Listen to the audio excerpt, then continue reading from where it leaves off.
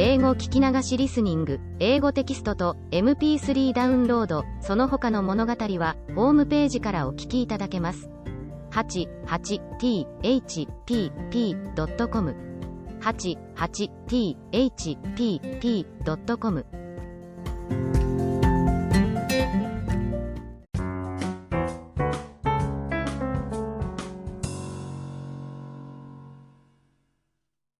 The Happy Prince.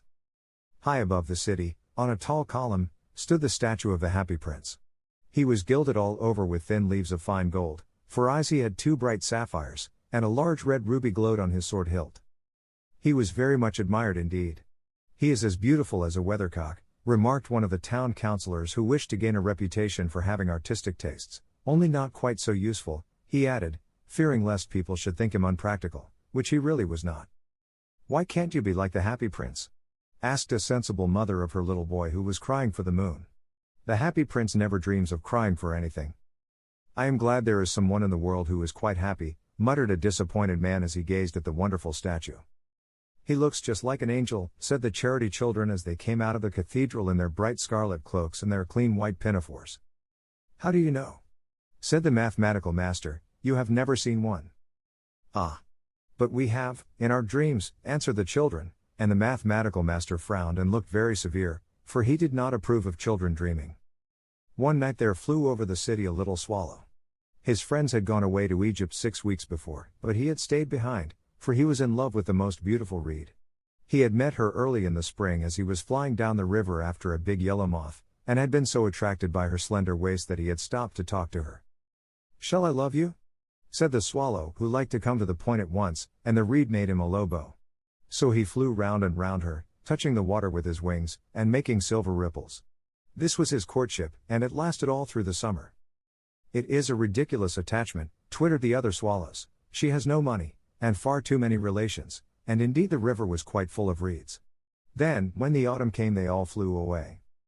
After they had gone he felt lonely, and began to tire of his ladylove. "She has no conversation," he said, "and I am afraid that she is a coquette, for she is always flirting with the wind. And certainly, whenever the wind blew, Reed made the most graceful curtsies. I admit that she is domestic," he continued, "but I love traveling, and my wife, consequently, should love traveling also. Will you come away with me?" he said finally to her, but the reed shook her head, she was so attached to her home. "You have been trifling with me," he cried. "I am off to the pyramids. Goodbye." And he flew away. All day long he flew, and at night time he arrived at the city. "Where shall I put up?" he said. "I hope the town has made preparations." Then he saw the statue on the tall column. "I will put up there," he cried. "It is a fine position, with plenty of fresh air." So he alighted just between the feet of the Happy Prince.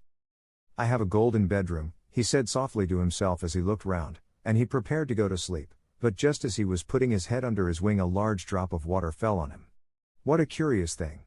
he cried. "There is not a single cloud in the sky, the stars are quite clear and bright, and yet it is raining.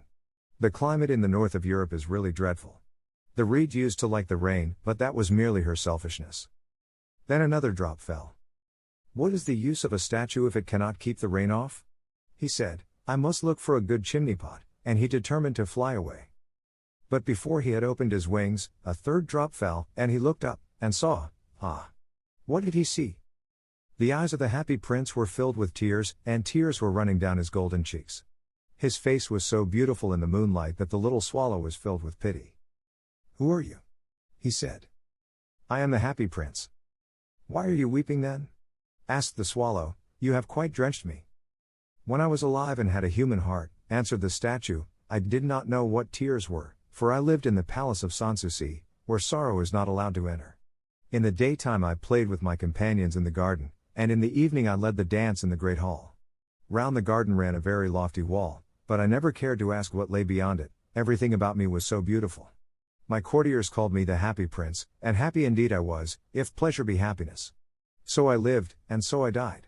And now that I am dead they have set me up here so high that I can see all the ugliness and all the misery of my city, and though my heart is made of lead yet I cannot choose but weep." "What? Is he not solid gold?" said the swallow to himself. He was too polite to make any personal remarks out loud. "Far away," continued the statue in a low musical voice, far away in a little street there is a poor house. One of the windows is open, and through it I can see a woman seated at a table. Her face is thin and worn, and she has coarse, red hands, all pricked by the needle, for she is a seamstress. She is embroidering passion flowers on a satin gown for the loveliest of the Queen's maids of honor to wear at the next court ball. In a bed in the corner of the room her little boy is lying ill. He has a fever and is asking for oranges. His mother has nothing to give him but river water, so he is crying. Swallow, swallow, little swallow, will you not bring her the ruby out of my sword hilt? My feet are fastened to this pedestal and I cannot move. I am waited for in Egypt, said the swallow. My friends are flying up and down the Nile, and talking to the large lotus flowers. Soon they will go to sleep in the tomb of the great king. The king is there himself in his painted coffin. He is wrapped in yellow linen, and embalmed with spices. Round his neck is a chain of pale green jade, and his hands are like withered leaves. Swallow, swallow, little swallow, said the prince, will you not stay with me for one night, and be my messenger? The boy is so thirsty, and the mother so sad. I don't think I like boys, answered the swallow. Last summer, when I was staying on the river, there were 2 rude boys, the miller's sons, who were always throwing stones at me. They never hit me, of course, we swallows fly far too well for that, and besides, I come of a family famous for its agility, but still, it was a mark of disrespect. But the happy prince looked so sad that the little swallow was sorry. It is very cold here, he said, but I will stay with you for one night, and be your messenger. Thank you, little swallow, said the prince. So the swallow picked out the great ruby from the prince's sword, and flew away with it in his beak over the roofs of the town. He passed by the cathedral tower, where the white marble angels were sculptured. He passed by the palace and heard the sound of dancing. A beautiful girl came out on the balcony with her lover. How wonderful the stars are, he said to her, and how wonderful is the power of love. I hope my dress will be ready in time for the state ball, she answered. I have ordered passion flowers to be embroidered on it, but the seamstresses are so lazy. He passed over the river, and saw the lanterns hanging to the masts of the ships. He passed over the ghetto, and saw the old Jews bargaining with each other, and weighing out money in copper scales. At last he came to the poor house and looked in. The boy was tossing feverishly on his bed, and the mother had fallen asleep, she was so tired. In he hopped, and laid the great ruby on the table beside the woman's thimble. Then he flew gently round the bed, fanning the boy's forehead with his wings. How cool I feel, said the boy, I must be getting better, and he sank into a delicious slumber. Then the swallow flew back to the happy prince, and told him what he had done. It is curious, he remarked, but I feel quite warm now, although it is so cold. That is because you have done a good action, said the prince. And the little swallow began to think, and then he fell asleep. Thinking always made him sleepy. When day broke he flew down to the river and had a bath. What a remarkable phenomenon, said the professor of ornithology as he was passing over the bridge. A swallow in winter. And he wrote a long letter about it to the local newspaper. Every one quoted it, it was full of so many words that they could not understand. Tonight I go to Egypt, said the swallow, and he was in high spirits at the prospect. He visited all the public monuments, and sat a long time on top of the church steeple. Wherever he went the sparrows chirruped, and said to each other, what a distinguished stranger. So he enjoyed himself very much. When the moon rose he flew back to the happy prince. Have you any commissions for Egypt? He cried, I am just starting. Swallow, swallow, little swallow, said the prince, will you not stay with me one night longer? I am waited for in Egypt, answered the swallow. Tomorrow my friends will fly up to the second cataract. The river horse couches there among the bulrushes, and on a great granite throne sits the god Memnon. All night long he watches the stars, and when the morning star shines he utters one cry of joy, and then he is silent. At noon the yellow lions come down to the water's edge to drink. They have eyes like green barrels, and their roar is louder than the roar of the cataract. Swallow, swallow, little swallow, said the prince, far away across the city I see a young man in a garret. He is leaning over a desk covered with papers, and in a tumbler by his side there is a bunch of withered violets. His hair is brown and crisp, and his lips are red as a pomegranate, and he has large and dreamy eyes. He is trying to finish a play for the director of the theater, but he is too cold to write any more. There is no fire in the grate, and hunger has made him faint. I will wait with you one night longer, said the swallow, who really had a good heart. Shall I take him another ruby? Alas! I have no ruby now, said the prince, my eyes are all that I have left. They are made of rare sapphires, which were brought out of India 1,000 years ago. Pluck out one of them and take it to him.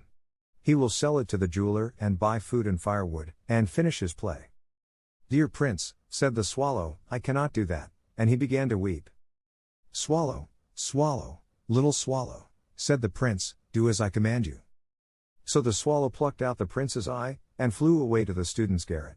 It was easy enough to get in, as there was a hole in the roof. Through this he darted, and came into the room. The young man had his head buried in his hands, so he did not hear the flutter of the bird's wings, and when he looked up he found the beautiful sapphire lying on the withered violets. I am beginning to be appreciated, he cried, this is from some great admirer. Now I can finish my play, and he looked quite happy. The next day the swallow flew down to the harbor. He sat on the mast of a large vessel and watched the sailors hauling big chests out of the hold with ropes. Heave ahoy! They shouted as each chest came up. I am going to Egypt, cried the swallow, but nobody minded, and when the moon rose he flew back to the happy prince. I am come to bid you goodbye, he cried. Swallow, swallow, little swallow, said the prince, will you not stay with me one night longer? It is winter, answered the swallow, and the chill snow will soon be here. In Egypt the sun is warm on the green palm trees, and the crocodiles lie in the mud and look lazily about them. My companions are building a nest in the temple of Baalbek, and the pink and white doves are watching them, and cooing to each other. Dear prince, I must leave you, but I will never forget you, and next spring I will bring you back 2 beautiful jewels in place of those you have given away. The ruby shall be redder than a red rose, and the sapphire shall be as blue as the great sea. In the square below, said the happy prince, there stands a little match girl.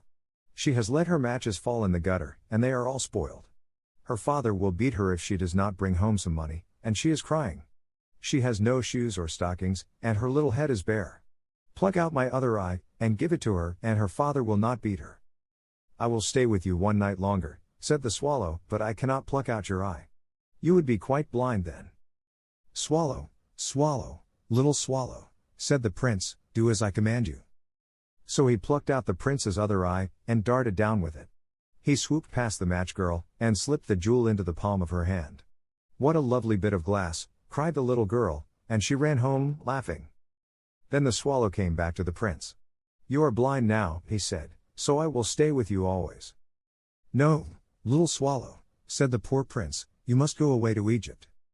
I will stay with you always, said the swallow, and he slept at the prince's feet.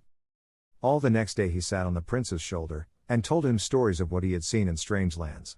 He told him of the red ibises, who stand in long rows on the banks of the Nile, and catch goldfish in their beaks, of the Sphinx, who is as old as the world itself, and lives in the desert, and knows everything, of the merchants, who walk slowly by the side of their camels, and carry amber beads in their hands, of the king of the mountains of the moon, who is as black as ebony, and worships a large crystal, of the great green snake that sleeps in a palm tree, and has 20 priests to feed it with honey cakes, and of the pygmies who sail over a big lake on large flat leaves, and are always at war with the butterflies.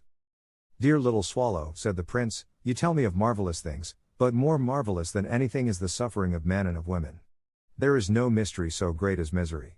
Fly over my city, little swallow, and tell me what you see there. So the swallow flew over the great city, and saw the rich making merry in their beautiful houses, while the beggars were sitting at the gates. He flew into dark lanes, and saw the white faces of starving children looking out listlessly at the black streets. Under the archway of a bridge 2 little boys were lying in one another's arms to try and keep themselves warm. How hungry we are, they said. You must not lie here, shouted the watchman, and they wandered out into the rain. Then he flew back and told the prince what he had seen. I am covered with fine gold, said the prince, you must take it off, leaf by leaf, and give it to my poor. The living always think that gold can make them happy. Leaf after leaf of the fine gold the swallow picked off, till the happy prince looked quite dull and grey. Leaf after leaf of the fine gold he brought to the poor, and the children's faces grew rosier, and they laughed and played games in the street. We have bread now, they cried. Then the snow came, and after the snow came the frost. The streets looked as if they were made of silver, they were so bright and glistening, long icicles like crystal daggers hung down from the eaves of the houses, everybody went about in furs, and the little boys wore scarlet caps and skated on the ice. The poor little swallow grew colder and colder, but he would not leave the prince, he loved him too well. He picked up crumbs outside the baker's door when the baker was not looking and tried to keep himself warm by flapping his wings. But at last he knew that he was going to die. He had just strength to fly up to the prince's shoulder once more. Goodbye, dear prince, he murmured, will you let me kiss your hand? I am glad that you are going to Egypt at last, little swallow, said the prince. You have stayed too long here, but you must kiss me on the lips, for I love you. It is not to Egypt that I am going, said the swallow. I am going to the house of death. Death is the brother of sleep, is he not? And he kissed the happy prince on the lips and fell down dead at his feet. At that moment a curious crack sounded inside the statue, as if something had broken. The fact is that the leaden heart had snapped right in two. It certainly was a dreadfully hard frost. Early the next morning the mayor was walking in the square below in company with the town councillors. As they passed the column he looked up at the statue. Dear me! How shabby the happy prince looks! He said. How shabby indeed! Cried the town councillors, who always agreed with the mayor, and they went up to look at it.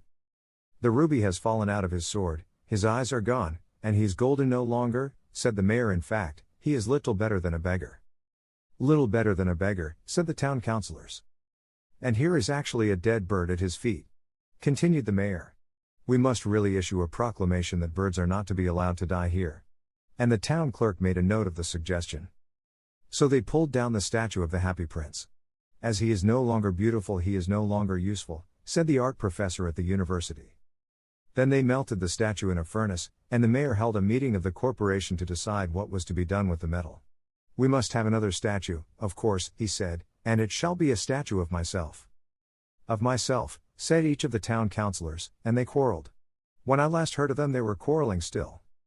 What a strange thing, said the overseer of the workmen at the foundry. This broken lead heart will not melt in the furnace. We must throw it away. So they threw it on a dust heap where the dead swallow was also lying. Bring me the two most precious things in the city, said God to one of his angels, and the angel brought him the leaden heart and the dead bird. You have rightly chosen, said God, for in my garden of paradise this little bird shall sing forevermore, and in my city of gold the happy prince shall praise me.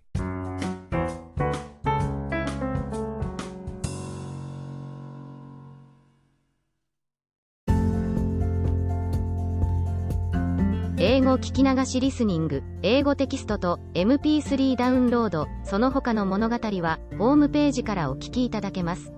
88thpp.com 88thpp.com